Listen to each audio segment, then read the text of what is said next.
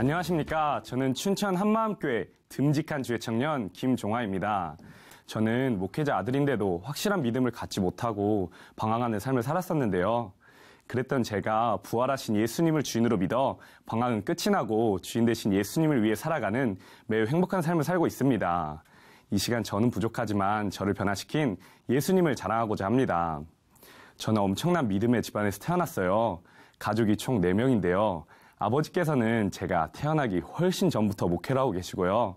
어머니께서도 목사 안수를 받으셨고 하나밖에 없는 제 형까지도 신학을 전공했습니다. 그래서 저는 태어날 때부터 기독교라는 종교를 가지게 되었고 교회의 영향권이 제 삶의 거의 전부인 환경에서 자라게 되었어요. 이러한 환경으로 어렸을 때 친구들이 학교 종이 땡땡땡 어서 모이자 이런 동요를 부를 때 저는 마귀들과 싸울지라 죄악 벗은 형제여 이런 찬송가를 더 즐겨 불렀습니다. 또 왜 교회에선 국수를 그리 자주 주는지 제 평생에 국수를 거의 라면보다 더 많이 먹어서 지금은 국수를 보기만 해도 몸에서 막 거부 반응이 일어납니다. 보통 사람들이 생각하기를 목회자 자녀는 믿음이 좋다고 생각을 하는데요. 그런데 제 믿음의 실상은 완전 바닥이었습니다. 하나님이 살아계신 것 같고 믿는 것 같은데 또 뭔가 확실하지 않고 제 생각과 감정에 따라 흔들리곤 했습니다. 특히 영적인 것들이 제 눈에 보이지 않으니 전 너무 답답했어요. 만약 하나님이나 천국과 지옥 등 영적인 것들이 제 눈에 딱 보이면 그냥 믿을 텐데 말이에요. 그러면서 보지 않고 믿는 믿음이 복되다는 성경 말씀을 들을 때면 정말 화가 치밀어 올랐어요. 제게는 믿음이란 것이 너무 추상적이었습니다. 그런데 제가 이렇다고 해서 예수님을 믿으려고 노력을 하지 않은 것은 절대로 아니에요. 많은 수련회나 집회를 통해 예수님을 믿으려고 노력을 했었는데요. 초등학교 때 한 번은 많은 사람들이 모인 수련회에 갔어요. 그런데 강사 목사님께서 천국과 지옥을 보여달라고 간절히 기도하면 하나님께서 보여주신다는 것이었어요. 이야, 천국과 지옥을 본다면 당연히 믿을 수 있지. 이렇게 생각을 하고 저는 정말 간절히 천국과 지옥을 보여달라고 기도를 했었는데요. 그런데 아무리 기도를 하고 머릿속에 억지로 짜내보려고 해도 절대로 보이지 않더라고요. 또 저는 방언을 받기 위해서 많은 노력을 했었는데요. 왜냐하면 방언을 하는 사람들을 보면 예수님을 정말 확실하게 믿는 것처럼 보였기 때문이에요. 그래서 심지어는 식사 기도를 할 때에도 하나님께 방언을 달라는 기도를 했었습니다. 그러다가 중학생 때 어느 집회를 참석하게 되면서 강사 목사님께서 시키는 대로 야야야야야야야야 이렇게 따라하다가 방언을 받게 되었는데요. 그런데 방언을 받았다고 해서 확실한 믿음이 생기는 것은 아니더라고요. 시간이 지나고 나니 마음도 식어지고 기도조차 잘 하지 않게 되더라고요. 또 다른 많은 수련회에선 예수님이 십자가에 고통당하신 것을 떠올리며 눈물로 기도도 해봤고 또 어느 집회에선 뒤로 막 쓰러지는 경험도 해봤어요.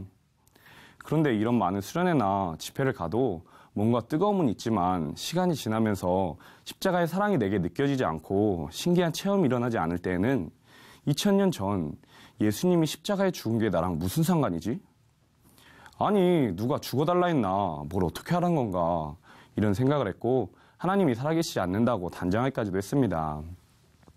그렇게 저는 어떠한 노력으로도 확실한 믿음을 갖지 못하고 목회자 아들로 태어난 현실에 불만을 품은 채 방황의 삶을 살게 되었습니다.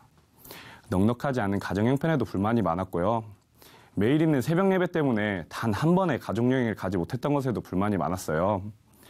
그런데 저를 제일 힘들게 한 것은 목회자 자녀라는 꼬리표로 인해 받은 엄청난 기대와 강요들이었습니다.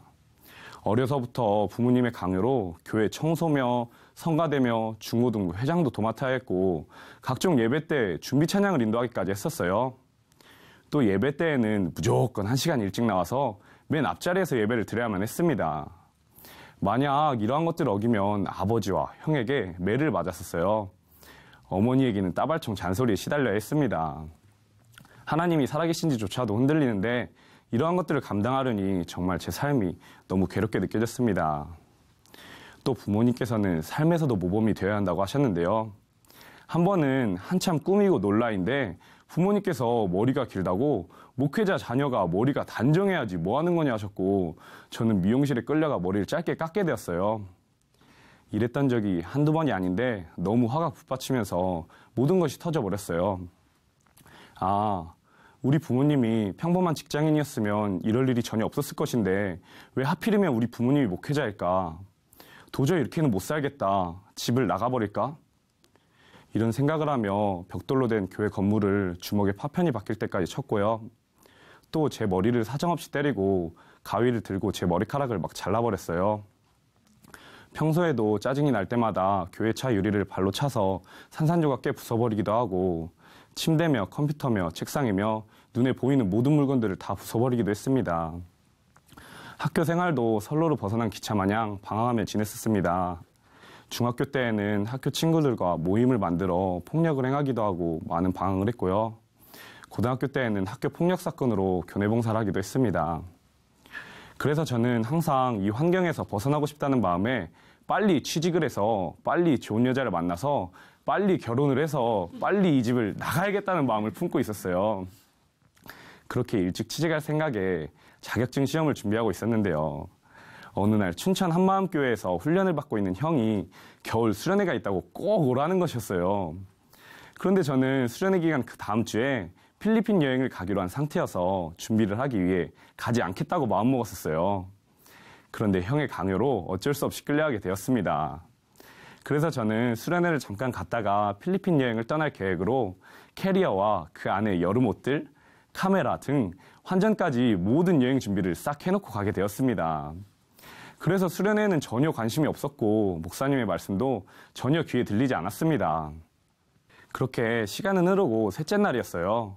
그때 한 기독교 방송에 한마음교회 성도들이 간증을 나가게 되어서 준비를 한다고 강대상의 한 자매님이 나와 간증을 하고 있었는데요.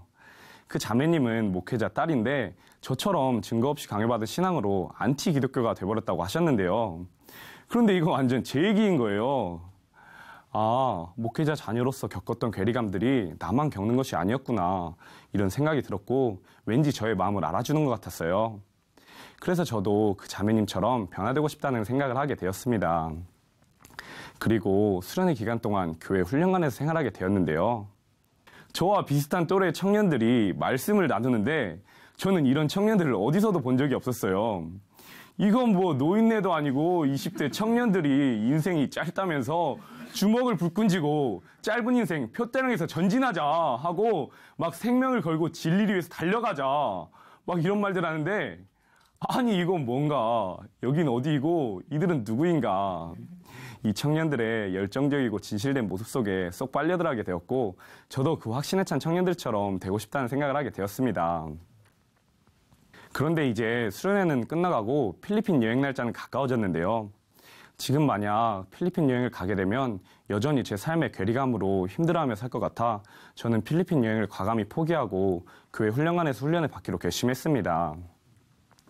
그런데 그 자매님의 간증 속에서도 그렇고 한마음교회 청년들, 교회 지체들 모두가 부활의 증거로 예수님을 믿었다는 거예요. 그런데 저는 이 평생 살면서 예수님의 부활은 그 누구보다도 많이 들어봤을 거예요. 그러나 제 마음은 너무 간절했기에 훈련을 받으면서 예수님의 부활에 대해 머리에 쥐가 나도록 고민했습니다. 그렇게 훈련을 받기 시작한 지 2주 정도가 지난 토요 찬양 예배 때였는데요. 그 예배 때에는 인생의 끝자락에 있었던 지체들을 변화시킨 복음의 능력에 감탄하며 그 복음의 능력이 제게도 실제가 되길 간절히 소망하게 되었어요. 그러면서 다 함께 기도가 시작되었는데요. 하나님께서 일방적으로 이런 마음을 부어주셨어요. 내가 만약 자식이 있어서 자식을 키우는데 이 아이들이 내 말을 절대 안 듣고 자기 멋대로 살고 핍박까지 하면 제 마음이 얼마나 아프겠어요. 그런데 이 아파하는 마음이 하나님의 마음이라는 것을 비춰주시는 거예요. 그러면서 지금까지 제 삶이 보였습니다. 지금까지 내 마음대로 내 뜻대로 살며 하나님의 마음에 못을 받고 있었던 거예요.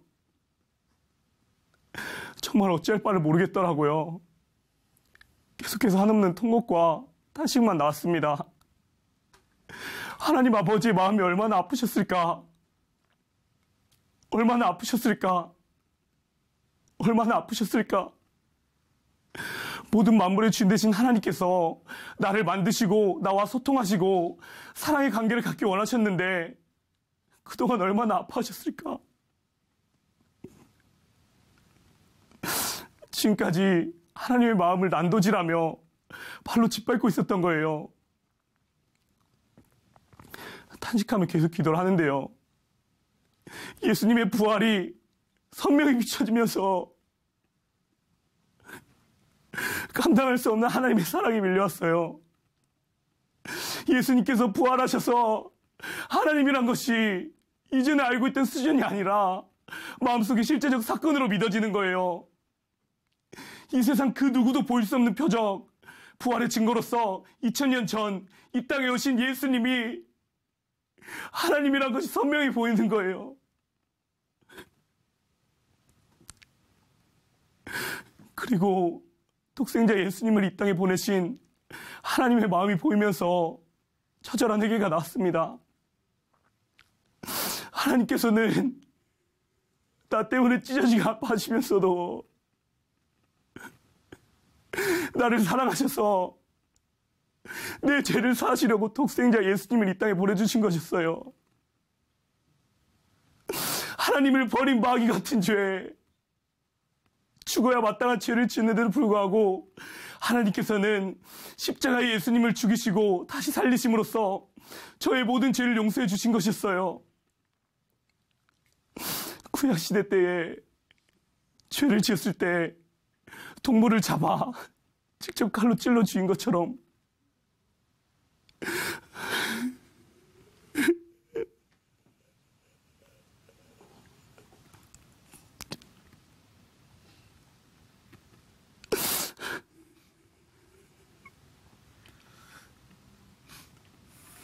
제가 예수님을 죽인 것이었습니다. 그런데 저는 여태까지 내 죄를 사기 위해 오신 독생자 예수님까지도 배척하고 있었던 거예요. 예수님께서 부활하셨는데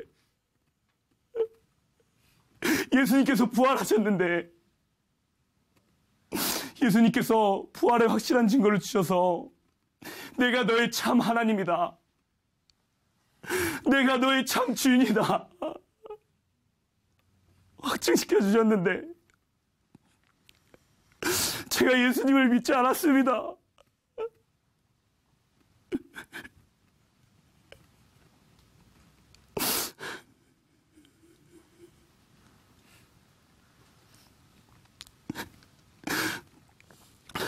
예수님께서 십자가에 죽으시고 부활하심으로써 모든 것을 다 이뤄놓으셨는데 내 눈에 보이지 않는다고, 신기한 체험이 일어나지 않는다고, 내게 눈물이 나지 않고 십자가의 사랑이 느껴지지 않는다고 말도 안 되는 내 주장을 앞세우며 2000년 전 십자가에 죽으시고 부활하신 생명을 거신 하나님의 사랑 앞에서 나와 상관없는 사건이라며 도대체 정말 살아계신 거 맞냐고, 왜 내 삶을 힘들게 하냐고 따지며 마귀보다도 더 악랄한 죄를 짓고 있었던 거예요. 독사의 새끼, 진노의 자녀, 예수님을 죽이자 외치던 유대인이 바로 저였습니다. 사도행전 2장에 너희가 십자가에 못 박은 이 예수를 하나님이 주와 그리스도가 되게 하셨느니라, 너희가 죽인 예수가 부활했다, 너희가 죽인 예수가 하늘 보좌 우편에 앉아 계신다, 이 말씀이 저에게 하는 말씀이었습니다. 저는 어찌할 바를 몰라 아버지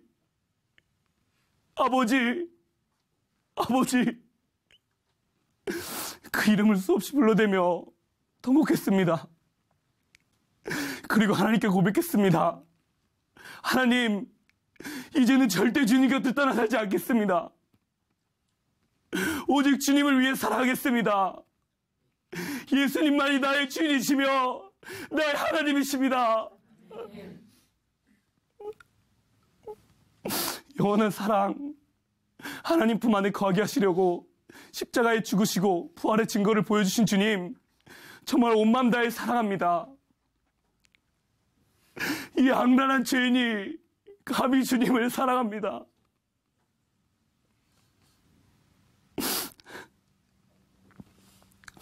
계속 기도를 하는데 저의 예전 모습처럼 하나님 품 안에 거하지 않고 방황한 영혼들이 많다는 것을 비춰주시는 거예요. 그러면서 제가 이 방황한 영혼들을 하나님 품 안으로 안겨드리겠다는 고백을 하게 되었습니다.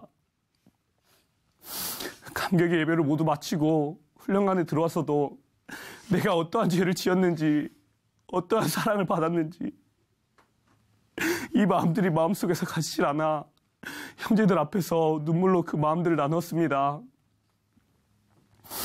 이렇게 어떠한 노력으로도 확실한 믿음을 갖지 못하고 방황하던 저는 부활의 확실한 증거로서 내가 주인 되었던 죄를 회개하고 예수님을 나의 주, 나의 하나님으로 모시게 되었고 저의 삶은 180도 변하게 되었습니다.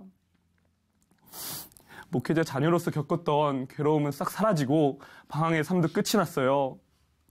지금은 오히려 목회자 자녀로 태어난 것을 축복이라 자부하고 다니는데요. 지금도 가정 형편은 크게 나아지지 않고 가족여행도 가지 못하지만 영원한 것을 위해 달려가는 우리 가족이 최고라는 것을 알게 되었고 또 저를 향한 기대와 강요들은 저를 향한 사랑이란 것도 알게 되었습니다. 청년들이랑 함께 훈련을 받으면서 교회 이전으로 4개월가량 하루 종일 교회를 한 적이 있었는데요. 예전에 저였으면 일하기 싫어서 속으로 욕하고 짜증내며 억지로 했을 것인데 일을 하면서 육체적으로 힘들고 지쳐도 기뻤고요. 220V 전기를 맞기도 하고 사다리가 떨어져 큰 사고가 날 뻔한 일도 있었지만 그래도 기뻤어요. 사랑하는 지체들과 사랑하는 주님을 위해 쓰임받을 수 있다는 것에 그저 감사했습니다. 지금 저는요, 하나님께 고백한 대로 하나님 품 안에 거하지 않고 방황하는 영혼들을 위해 복음을 전하는 삶을 살고 있어요. 사도행전의 제자들처럼 예수님을 믿을 수 있는 증거, 부활을 전하면 되니 너무도 쉽더라고요.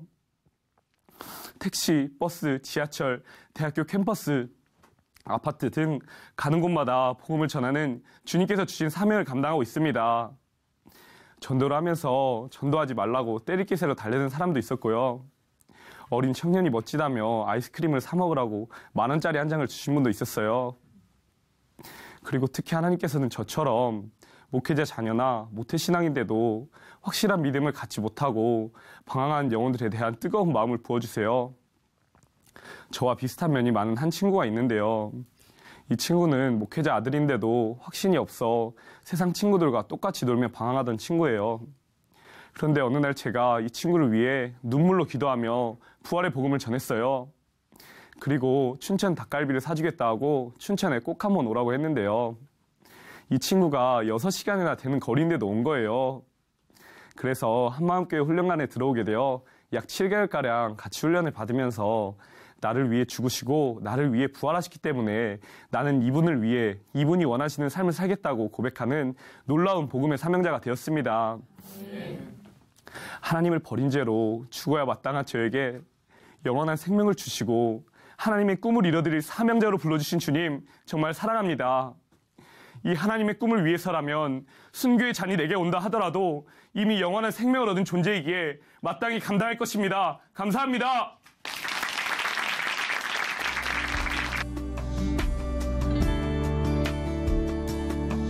안녕하세요. 춘천 한마음교회 김선미입니다. 저는 지금 살고 있는 현실이 아닌 보이지 않는 영적 세계에 대한 관심이 많았는데요. 시간이 지날수록 그 관심은 두려움과 인생에 대한 허무함으로 바뀌게 되었습니다. 하지만 부활하신 예수님을 만나 오직 하나님의 말씀으로 승리하며 기쁘고 즐겁게 살게 된 간증을 나누고자 합니다. 저는 3살 때 아버지가 돌아가셨는데요. 젊은 나이에 혼자 된 어머니는 힘들거나 억울한 상황들이 생기면 아버지가 없어서 그래 라는 이야기를 자주 하셨어요. 그런 이야기를 들을 때면 아버지에 대한 기억은 없지만 아버지가 죽었다는 사실을 더 많이 생각하게 되었고 아버지는 죽어서 어디로 갔을까라는 생각도 하게 되었어요. 어머니는 엄마와 나도 죽으면 각자 다른 곳으로 가고 아버지도 이미 다른 곳에 있어서 이제 만날 수 없다고 하셨어요. 그래서 아주 어릴 때부터 사람은 누구나 죽고 죽으면 이 세상을 떠나 어딘지 알 수 없는 다른 세상으로 가게 된다고 자연스럽게 믿게 되었어요. 그리고 사람의 일생이 태어나면서부터 늙기 시작해 죽음을 향해 가는 것이라고 생각하게 되었습니다. 삼남매를 혼자 키우느라 힘드셔서인지 어머니는 미신을 많이 믿으셨어요.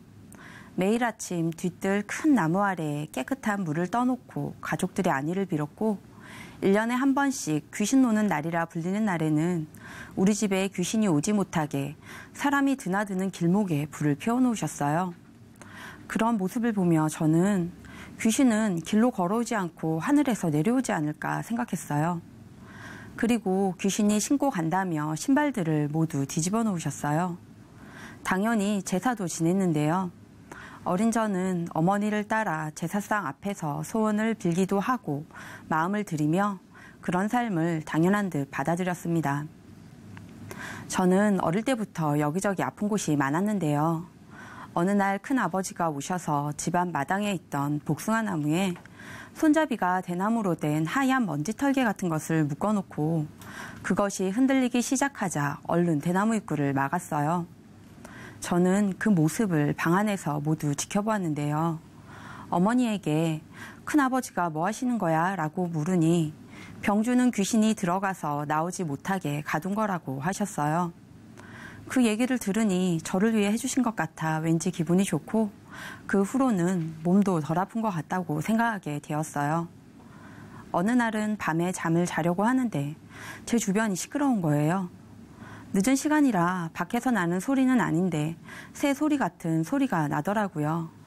그 소리는 며칠 동안 계속 나고 있었어요. 그래서 이게 무슨 소리지 하고 귀를 기울였는데 많은 남자와 여자들이 웅성웅성 떠드는 소리였어요. 그때 갑자기 한 남자가 작은 목소리로 "쉿, 조용히 해. 우리 얘기를 듣고 있어 라고 하니 소리가 또 끊겼어요. 그때부터 그 소리는 가끔씩 잠자기 전에 들리기 시작했습니다. 저희 집에는 1년에 한 번씩 무당인 친척 할머니가 오셔서 며칠씩 주무시고 가셨어요. 할머니가 집에 오시면 특이한 것들을 많이 하셨어요. 이른 아침에 집 주위를 빙빙 돌며 방방마다 팥을 한 움큼씩 던지기도 하고 부적을 쓰는 빨간 액체로 우리 삼남매의 등에 한문을 크게 쓰기도 했어요. 그리고 안방에서 구슬나기도 하셨어요. 또 우리가 몇 살에 결혼할지 점도 봐주시고 할머니에게 점을 보러 왔던 사람들 얘기도 해주셨는데 무섭고도 신기한 얘기들이 많았습니다. 그중 특별히 신기했던 일은 할머니의 빨간 머리 장식이었어요. 어느 날 저녁 언니와 사탕을 먹고 있는데 할머니가 귀신에게 준다며 사탕을 달라고 하셨어요. 저는 할머니에게 거짓말하지 말라며 귀신이 있다는 증거를 보여줘야 믿겠다고 했어요. 제가 따지고 대들자 기분이 나빴던 할머니는 귀신은 여기 있다며 머리에 꽂았던 작은 머리 장식을 바닥에 내려놓으셨어요. 그냥 얇은 끈으로 된 빨간색 리본이었는데 그게 바닥에 놓으니 삐약삐약 병아리 소리를 내면서 마구 점프를 하였어요. 의심이 많았던 저는 혹시 낚싯줄이 있나 하고 유심히 보았는데 정말로 혼자 움직이며 소리까지 내더라고요. 그래서 아무 말도 못하고 사탕 몇 개를 놓고 방을 나왔습니다. 어릴 때부터 이러한 경험들로 인해서 자연스럽게 보이지 않는 영적 세계에 관심을 많이 가지게 되었고 귀신의 존재를 인정하게 되었어요. 초등학생 때부터 TV에 나오는 신내림을 받는 이야기나 죽은 영혼을 불러내는 굿 이야기, 귀신, 임사 체험 등의 신비한 이야기에 관한 다큐멘터리를 밤늦게까지 아주 관심 있게 보았어요. 그런데 중학교 때 선생님께서 자꾸 그런 것에 관심을 가지면 그런 것들이 자기한테 온다고 하시며 굿을 연구하던 교수가 결국 신내림을 받아 무당이 되었다고 하셨어요.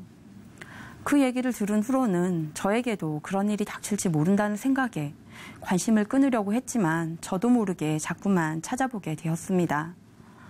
그런데 그런 호기심이 어느 순간부터는 마음의 두려움으로 다가오기 시작했어요. 저도 인식하지 못하는 사이 불을 켜놓아야 잠이 드는 날들이 많아졌고 어둠 속에서 귀신이 나타날 것 같은 무서운 생각이 들었어요. 심지어 침대에 베개 2개가 놓여 있으면 나머지 1개를 귀신이 와서 베고 잘 것 같아 불안해서 얼른 치우기도 했습니다. 어떤 날은 머리를 혼자 감기가 무서웠어요. 왠지 귀신이 천정에 매달려 함께 머리를 감을 것 같은 생각에 친구를 욕실 앞에 앉혀놓고 머리를 감은 날도 있었어요. 계집 앞을 지날 때면 빨간 눈의 귀신이 계집 안에서 저를 보고 있는 모습이 떠오르고 아주 사소한 일에도 귀신과 연관지어 상상하게 되었어요. 그뿐 아니라 죽음에 대해 더 자주 생각하게 되었는데요. 사람의 인생이 태어나면서부터 죽음을 향해 가고 있다는 생각이 드니까 어차피 죽는데 왜 미래를 준비하며 살아야 하나 하는 생각이 들었고 점점 삶의 의욕이 사라지고 무기력해졌어요. 급기야 30대가 되기 전에 죽어야겠다는 생각이 들었어요. 죽기 위해 사는 것만 같아 그나마 젊음마저 없어지면 살아갈 의미가 정말 없겠다라는 생각이 들고 한 살이라도 젊을 때 죽는 것이 덜 비참하고 멋지겠다는 생각을 했습니다. 그때부터 죽고 싶다는 생각을 점점 더 자주 하게 되었어요. 다른 사람들이 보기에는 아무 문제 없이 직장 생활 잘하는 평범한 사회인으로 보였겠지만 매일 우울하고 죽고 싶다는 생각에 사로잡힌 저의 마음은 그야말로 지옥과 다름없었어요. 사람들이 저에게 관심을 갖는 것도 싫었고 저 역시 타인에게 관심을 두지 않았어요. 혼자 있는 것이 편했던 저는 점점 사람들의 얼굴을 똑바로 바라보지 못하게 되었어요. 심지어 불안한 제 상태를 들킬 것 같아서 아주 어린아이와 눈을 마주치는 것조차 힘들어졌어요. 우울하고 죽고 싶다는 생각이 들어올 때면 답답하고 화가 나서 미친 여자처럼 물건들을 마구 집어 던지고 칼로 손목을 그어버리기도 했어요. 그러면 기분이 조금 풀리는 것 같았어요. 이런 생활이 절대 정상적이지 못하다는 것을 알게 되었을 때 이 상황을 누군가에게 마음 놓고 털어놓고 싶었지만 말할 수가 없었어요. 그렇게 아무도 모르게 힘들게 살다 보니 점점 마음의 고민이 깊어졌습니다. 그러던 어느 날 친구의 사촌 오빠와 식사를 하게 되었는데요. 갑자기 성경을 가지고 교제를 해주셨어요. 보이지 않는 하나님과 성경을 믿을 수 있는 증거가 있다고 하셨고 예수님이 역사적 인물이라고 하셨어요. 역사라는 얘기를 들으니 예수님에 대한 전기문을 읽은 후 이건 신화야 라고 생각했던 어린 시절 제 모습이 떠올랐습니다. 다른 4대 성인에 대한 이야기는 아무 의심 없이 사실로 받아들였는데 예수님에 대해서는 그렇지 못했던 거예요. 그때 처음으로 예수님이 역사적 실존 인물이라는 것을 알게 되었어요. 그리고 요한복음 2장 22절 말씀을 찾아주시며 예수님의 제자들도 예수님이 부활하신 후에야 성경과 예수하신 말씀을 믿었다고 했습니다. 부활이 사실이면 우리도 제자들처럼 성경의 모든 말씀을 믿을 수 있다고 하셨어요. 3년이나 예수님을 따라다니며 수많은 기적과 이적을 보았던 제자들이 십자가에서 예수님이 죽으실 때는 다 도망갔는데 부활하신 후에는 부활하셨다는 사실을 부인할 수 없어 모두 끔찍하게 죽었다고 하셨어요. 제자들은 예수님의 부활을 실제로 목격했던 거예요. 이 말씀을 통해 저는 성경의 모든 말씀을 믿을 수 있게 되었어요. 그 말씀에 순종하든 안 하든 한 말씀도 부인할 수 없었어요. 제 마음에 믿겨지든 믿겨지지 않든 예수님의 부활은 역사적인 사실이었으니까요. 그 후로 교회를 꾸준히 다니게 되었습니다. 교회에서는 예수를 믿지 않는 것이 죄라는 말씀이 오랫동안 선포되고 있었어요. 그리고 그 죄를 회개하지 않으면 구원이 없다고 하시는 거예요. 처음에는 교회에 다니지 않는 사람들에게 하시는 말씀이라 생각해 무심하게 들었는데 반복하여 들으면 들을수록 저에게 하시는 말씀인 것 같았어요. 그런데 무슨 말씀인지 전혀 모르겠는 거예요. 저는 믿고 있는데 믿지 않는다고 하니까 답답했습니다. 그제서야 고민이 되면서 기도하기 시작했습니다. 하나님, 저는 정말 아무것도 모르겠고 사는 건 교회를 다니기 전보다 더 괴롭습니다. 저도 가르쳐 주세요 라는 마음으로 엎드렸습니다. 그렇게 하나님께 엎드리며 선포된 말씀들을 묵상하던 중 저에게 충격으로 다가오는 말씀이 있었어요. 이를 위하여 그리스도께서 죽었다가 다시 살으셨으니 곧 죽은 자와 산 자의 주가 되려 하심이니라. 그런즉 이스라엘 온 집이 정녕 알지니 너희가 십자가에 못 박은 이 예수를 하나님이 주와 그리스도가 되게 하셨느니라 하니라. 죽은 자와 산 자의 주, 주와 그리스도. 예수님은 주인으로 오셨던 거예요. 예수께서 죽었다가 다시 사신 이유가 주가 되려 하심이었고, 죄는 예수님을 주인으로 믿지 않는 것이었어요. 하나님은 제 마음 중심을 그대로 보여주셨어요. 온갖 더러운 것과 많은 뱀들, 상상할 수 없는 냄새가 나는 듯 했어요. 그곳에 예수님은 어디에도 보이지 않았어요. 하나님께서 제 마음에 물으셨어요. 너의 주인이 누구냐? 순간 아무 말도 할 수 없었어요. 마음속에서 어찌할꼬 탄식만 터졌습니다. 하나님께 제가 믿지 않았다고, 제가 주인이었다고, 제가 잘못했다고 고백할 수밖에 없었어요.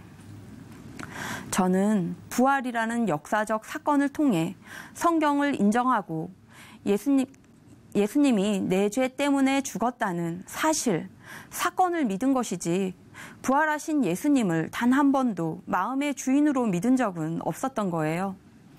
성경을 믿는다, 예수님이 내 죄를 위해 죽으셨다, 입으로는 말했지만 제 인생의 주인은 여전히 저였습니다.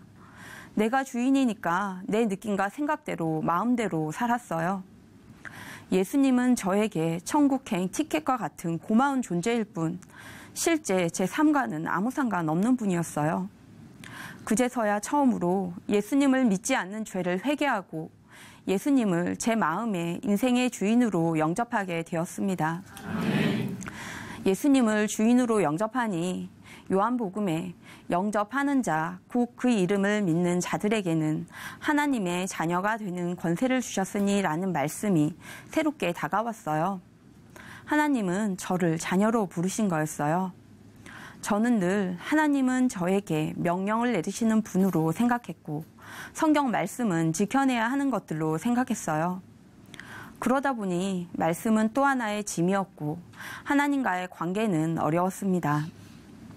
저는 제가 전도를 많이 하거나 하는 겉으로 보이는 결과에 집착했는데 그것과 상관없이 저를 사랑하신다는 것을 알게 되었습니다. 그렇게 인격적이신 하나님의 마음을 알게 되니 성경의 모든 말씀이 은혜의 말씀으로 들리기 시작했어요. 그리고 더 이상 밤에 불을 끄고 자는 것이 두렵지 않았어요. 왜냐하면 하나님의 자녀가 되는 권세를 받았잖아요. 그런데 어느 날은 불을 끄고 혼자 자고 있는데 무언가가 저의 온몸을 이리저리 밟고 다니는 거예요. 마치 무당이 작두를 타듯 가볍게 제 손에서 발로, 머리로 이것저것으로 움직이는 거예요.